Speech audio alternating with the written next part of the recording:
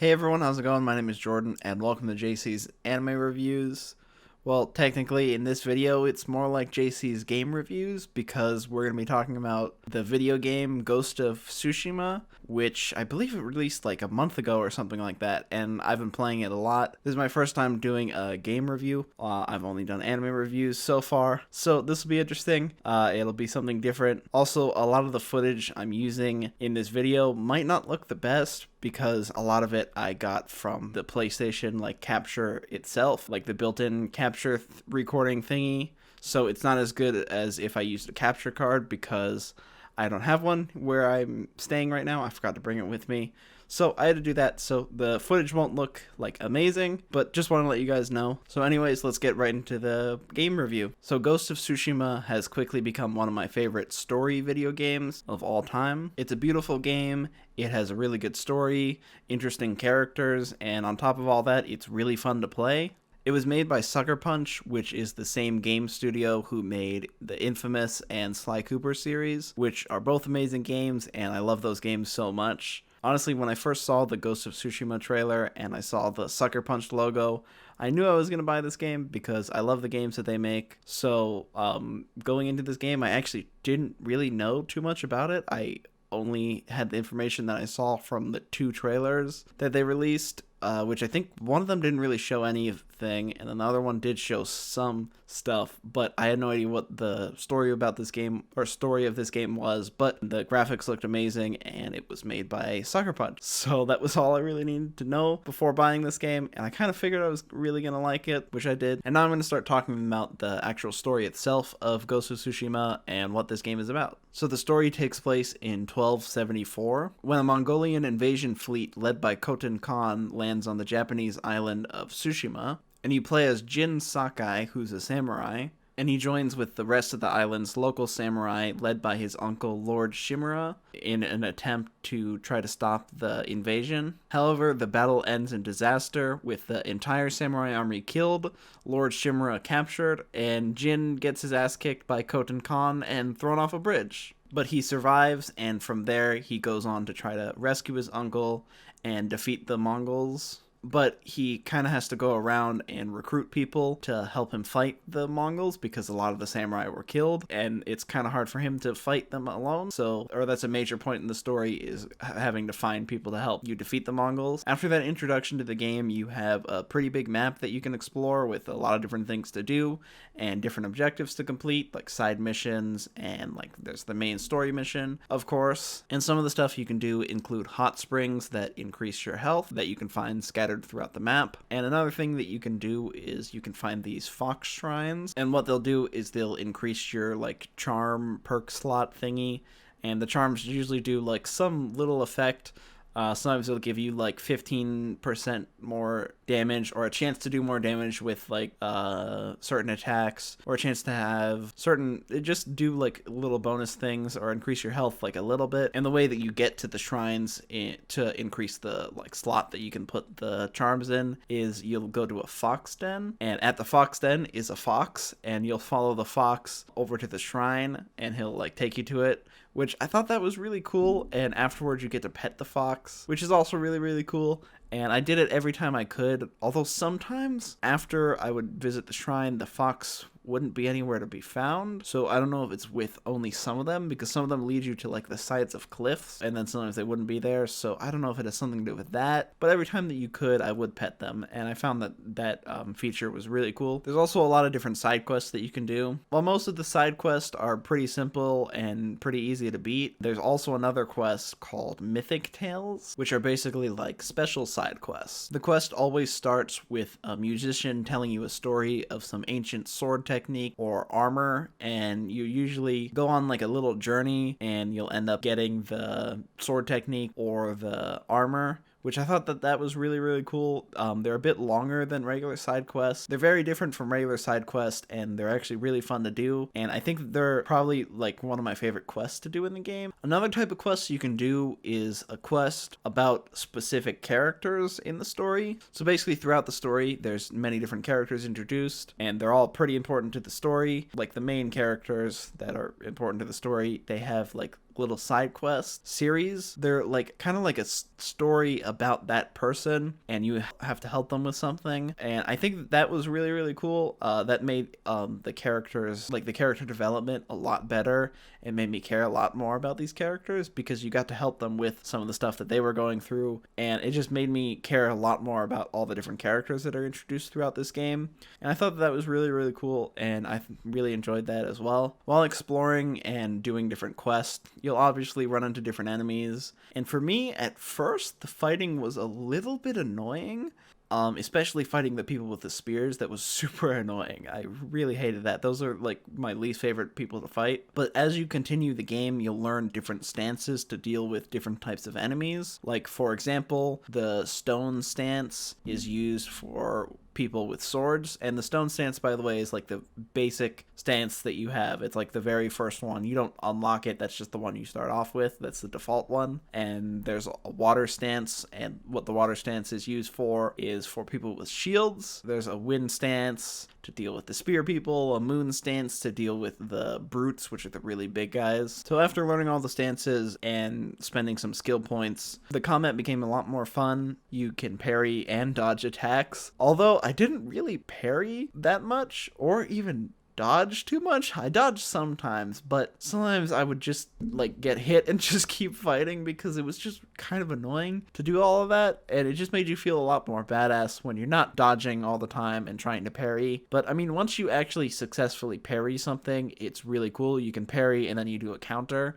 I believe you have to unlock the counter later on or something like that, but it ends up getting really, really cool, and it's really fun when you actually do parry. But I just found it really annoying to try to parry, and I don't know, I didn't feel like doing it all the time because it was just really annoying. There's also something you could do called a standoff, which is where you challenge an enemy to fight you, and you have to hold down triangle and let it go at a certain time, and if you time it correctly, you kill the guy on one strike.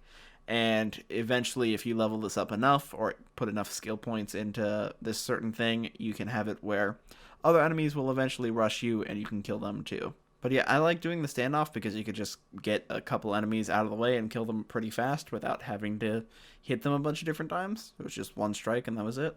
Another thing you can use instead of a sword is the bow. And the bow's cool. Like, there's nothing really, like, amazing I have to say about the bow. The bow's not annoying. It's actually really fun to use. And you could unlock, like, flaming arrows and explosive arrows. And those were pretty fun to use, although I didn't use them too often. Also, the headshots felt really satisfying when you would actually hit them with the bow, because most of the time it would instant kill them. So the bow was a little bit more realistic, as in, like, if they were wearing a helmet, it would kind of bounce off. But if you hit, like, the face part where the helmet wasn't protecting, it wouldn't bounce off. So yeah, I don't really have much else to say about the bow. It was cool, it was fun to use. You can also increase your legend, which is basically like levels, and the way you do this is by completing different objectives, or like just sometimes you can save like a random person from a group of enemies and you'll increase it a little bit. And as you increase this, you can get skill points, and it's basically just like the legend of you spreading around by you doing different good deeds or helping people out, and more people have heard about you. I think one of my favorite things about this game is the character development of Jin Sakai, because as a samurai, he has a code of honor that he feels like he has to follow,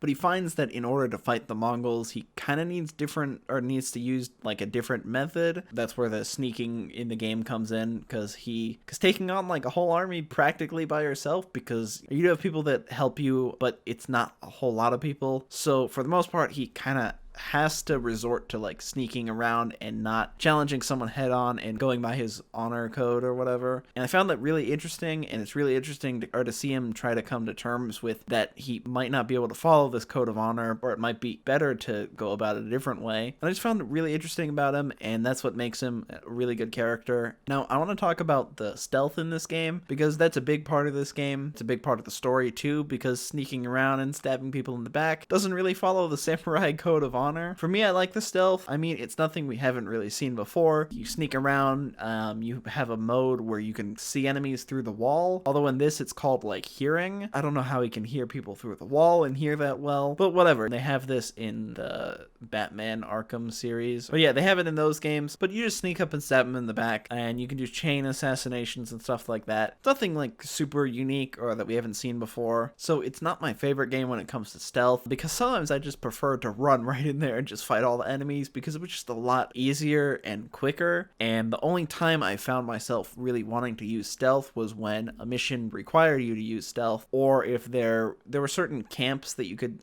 capture, and sometimes they would be having hostages. So sneaking around for the hostages was really the only time I really needed it or used it. It was not to say I didn't like the stealth. It's still really fun to sneak around and stab people in the back, but it's just not my favorite aspect of this game. Although I did enjoy using his ghost weapons like smoke bombs and kunai, which those were super cool. Also, this game does a really good job with your horse. So at the beginning of the game, you get to pick between, it's like a few different horses. If you got the deluxe edition, which I did, you could pick that horse, which had like the special saddle on it. And from what I was reading, the horses don't actually do anything. There's no difference like in Red Dead. There's different types of horses, ones that are faster and ones that are not faster. But in this one, it's just you could pick whichever one. And what I really liked about it is that you got to name it. So it's not like you could put in whatever name you wanted. It gave you an option between like 3 different choices. And the one that I picked was Kage. The reason I picked that, I know it's really stupid, the reason I picked it is because it reminded me of Naruto, like the whole Kage. It's really stupid, but Kage actually meant something else. I forgot what it meant. I think it like says what each of the names mean. But whatever name you pick, Jin will end up calling your horse that throughout the game. Quickly, Kage!